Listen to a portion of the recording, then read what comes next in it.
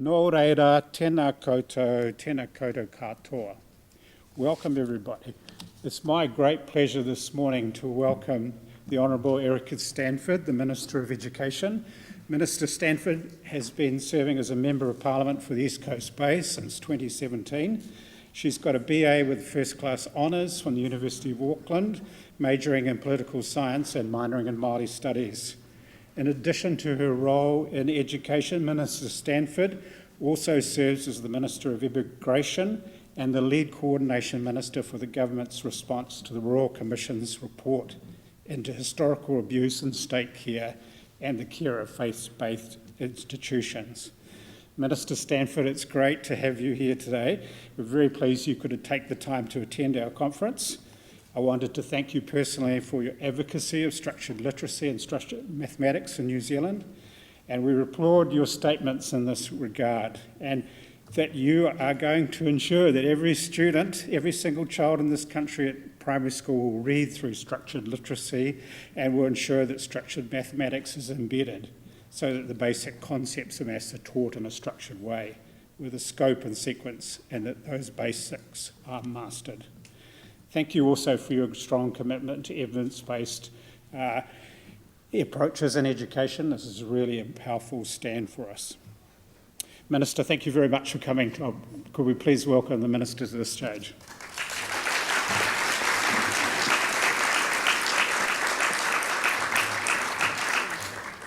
Well, tēnā koutou katoa na mihi nui kia koutou. Good morning, everyone, and thank you, Dale, for that really nice introduction. And can I just say that there is pretty much nowhere I would rather be on a Saturday morning than, no, I'm being genuine in this. You know how much I love literacy, and I love the science of learning, and I love the fact that this country is now world leading in the reforms that we are undertaking. This is what gets me out of bed every single day. And I'm so grateful to be here with all of you, the most passionate people in the country, about helping drive this change. I can't do my job without all of you. So there really is nowhere else I would rather be than here with you, helping to drive these reforms because it matters. So thank you, Dale. And thank you to all of our speakers for coming from Australia. I had a drink last night with my friend Jennifer and my new friend Nathaniel, who I've bought my book for him to sign. I've been fangirling for last night and again today, so I've got that ready for him to sign. So thank you for making the trip across the ditch to be here to talk to us and help to drive some of the change. We will learn from you, and maybe there are some things you might learn from us as well. But thank you to all of you for your passion and dedication for literacy. For all of the research that you put forward, for the lobbying that you do, for continuing to turn up to conferences like this and organise them to help drive change. And for those in the room who are principals or teachers at schools who have been out the front in leading this change for years, thank you to you, because it's your advocacy in places like this and in your schools that really helps to drive change. And I'm not just saying that, it actually does. I have had the immense pleasure of meeting so many incredible principals around the country who have been driving this change, and teachers, and a huge list of people. I've been so lucky to have had long conversations with people like Pamela Snow, Lorraine Hammond, Anita Archer, Gail Gillan, Jennifer Buckingham, Carla McNeil, Chrissy Braid, Liz Kane, the amazing Liz Kane, James Chapman, Helen Walls, Emily Hanford. You know all of these names. These are the people at the forefront who've been helping in behind drive this change, along with all of our incredible principals and teachers. It was a big deal for us to make structured literacy mandatory in New Zealand. As a Blue Minister of Education, that's a huge call. And I've said that before and I'll say it again. The only way that I could do that was because of you. Because of the change that was already happening in our schools and the people who were leading out in front, showing that this was the right thing to do, providing me with the evidence, coming to my office and saying, Minister, look, we dropped the number of remedial readers in our school by 2/3 after 3 years of structured literacy. Of all of that research that Gail Gillan did through BSLA, coming to me saying, look at what happens after 30 weeks of instruction through structured literacy. Look what happens when we have a multi-tiered approach, when we catch the kids really early on who are falling through the cracks and we invest in them, through Tier 2 or Tier 3, look what happens to our results. If it wasn't for all of that, I would never have had the courage to do what I did, because it's a big step for any minister, let alone a blue one, to say, hey, in education, we are all doing this, it is going to be mandatory. And when certain groups kicked off and said, oh, it's the wrong way to go, and you shouldn't be questioning teachers, the fact that you all rang in, I should know, in behind me and said, hey, actually, this is evidence-based, this is working in our schools, this is the best way to go, you have no idea how invaluable that was. So to all of you who helped in that process, who led it, and then who got in behind me and said, actually, no, this is the right thing to do, I hugely appreciate that. It means a huge amount, and it helped me to continue with these reforms. If you think back to just a couple of years ago, or even a year ago, to where we were then to where we are now, it is a huge shift. A year ago, we were following the child-led approach. A year ago, we had project-based learning. A year ago, we were down this rabbit hole of open plan, play-based, project-led learning. We were still teaching the 3 queuing system. We believed that there were multiple ways of teaching children to read. And if you fast forward to today, structured literacy, an evidence-based way of teaching kids to read, is now mandatory in every school. We have trained or are training 18,000 teachers, not only in structured literacy, but in the science of learning, how the brain learns.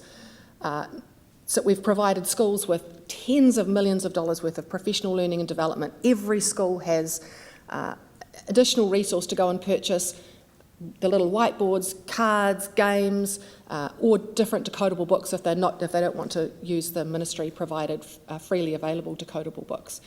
We have got the best PLD providers in the country. We were very selective, and I think you'll know if you see the small list that we went with. We had very high standards when it came to the people that we wanted to do the PLD to train our teachers in the science of learning and structured literacy. And we stuck to our guns on that. We've made sure that reading recovery finally has disappeared from our schools and has been has been replaced with Tier 2 structured literacy interventions, higher doses of structured literacy. It was really interesting when we did that, because the rate of uptake of reading recovery teachers and that funding had dropped over the years. And when we came in and said, actually, we're going to replace this with structured literacy Tier 2 interventions, the response was overwhelming, to the point where we had the money that we'd shifted across wasn't enough. And I went to the ministry and I said, we are not letting anyone down. Every single person who required is to receive their staffing, so make it happen. So they went and looked down the back of the couch and found some funding. What was really interesting in that was the school's response. We know this works, we want to get in early, and we want to make sure that we've got the very best instruction for our kids who are struggling. And through all of that, we're making sure that Aero in the background are checking everything we're doing with our implementation. So I'm under no illusions that it's all going absolutely swimmingly perfectly. And we need to learn from the things that aren't going as well as they could, so we make sure that we're continually improving along the way to make sure that when we roll other things out, we do it differently and we catch things that we can change early. So your feedback in that is really important. So if you're looking in a classroom today, when I walk into classrooms today and I see teachers who have a scope and a sequence underpinned by our world-leading, knowledge-rich, year-by-year curriculum that's got the scope and the sequence of structured literacy embedded into it, they're using programs, they're using all their materials, they're doing serve and return, they've got this fast-paced lesson going on where the kids are completely engaged. Say this, do this, write this, go over here, say it to your friend, come back. And I'm so amazed at the fact that every child in the school is engaged. And I remember vividly being in Goodwood School in Hamilton, and the teacher there, Pam Quirk, is amazing. She's one of our best principals when it comes to structured literacy. She said to me, Erica, we're going to show you a lesson, a structured literacy lesson. They were slightly older kids. And I want you to tell me if you can pick the 4 kids in the class who are ADHD, and quite severely ADHD. Couldn't tell, could not tell. Those kids were so engaged in their learning the entire time that it was impossible to tell. And then she showed me some of the work of the kids that they'd been working with one-on-one using structured literacy approaches that they had got multiple years of advanced accelerated learning through in a very short period of time using a multi-tiered approach to structured literacy. And it's those kinds of things that I hang on to when I see to go, we are doing the right thing by our kids, and it buoys me every day when I'm in school seeing that. And I'm going, I mean, we've just been up in Europe on a trip to some conferences up there, and what was really interesting is that people are noticing. People know, other ministers of education know what we are doing, and I want to let you know that we are world leading.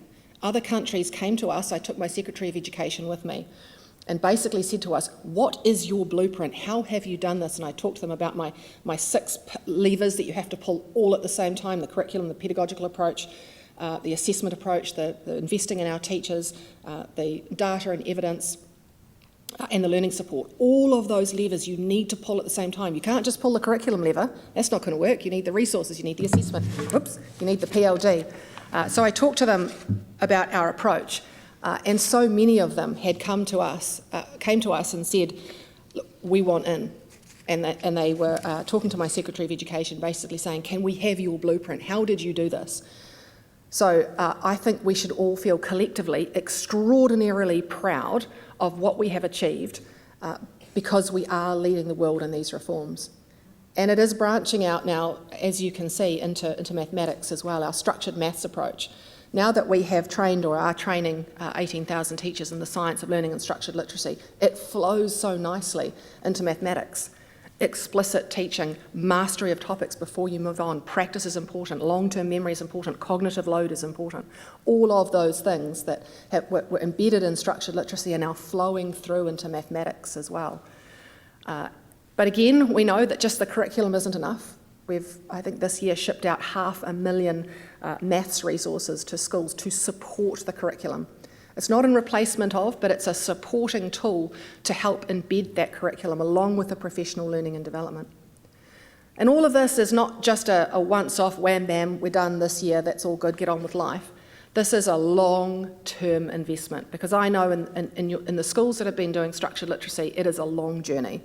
It's not a 1-year journey, it's not a 2-year journey, it is a 5-year journey of change. And it will be the same in mathematics, and it will be the same in science when we release that as well. But we know we have to ring in behind with all of the resources, all of the professional learning and development, and we have to keep reminding people of the why.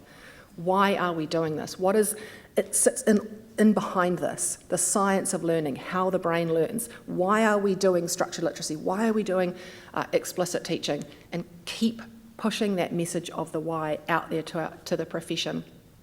Through professional learning and development. And we are committed to this for as long as it takes. And what I really need is feedback, because it's really easy, and I do try and get out as much as I can, and I come to as many conferences as I can, but we need feedback from the sector where things aren't always going to plan, because quite often I'll tell the ministry one thing and I think something's happening, but on the ground it doesn't kind of work out as I expected. And the only way that I find out is because you tell me. And as soon as you tell me, we fix it. We were at a conference, my advisor and I, just a few weeks ago, Auckland Primary Principals, and they said to me, Minister, you know the phonics check? The ministry are asking for individual teachers' registration numbers when they're uploading their data. And I was like, what? I don't care about which teacher or which class. I'm after aggregate results.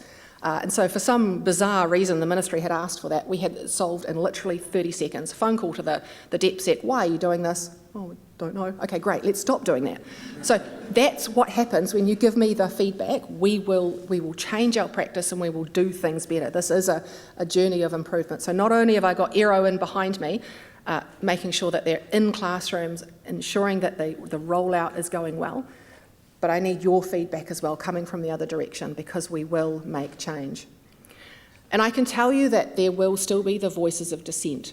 In fact, if you go to the Herald today, there is a premium article, and it's written by a journalist who didn't bother to ring me or any other teacher or principal. But basically that message of this is all too much and it's all too hard and it's not well resourced and it's not PLD and there's not enough of this and this and this. Again, can I ask for your help? the way that this reform will continue to be strong, even if through multiple governments. I'm under no illusion that I may not be the minister in a year's time or a year and a half's time. It might be someone else. We need these reforms to stick. And the way that they stick is through you, because it may not be through me. I need you to continue this advocacy. I need you to speak out when you see the other side speaking out, because this is too important, to leave to chance and have it flip-flop around. In saying that, I have to give credit to the previous government, because they did start the work through the BSLA program, through Gail Gillan, and start getting this into our schools. So I'm hoping that this will be enduring change through multiple governments, but it will be driven by you. So please don't underestimate the importance that you play in this reform process and making sure that our kids are getting the very best instruction. With that, I'll leave it there, because you've got some incredible speakers today who I know you'll enjoy, and I know some of them and I know some of their work, and you're in for a real treat. And I'm happy to stay afterwards and chat to as many of you as I possibly can. Thank you very much. Tēnā koutou, tēnā koutou, tēnā koutou katoa.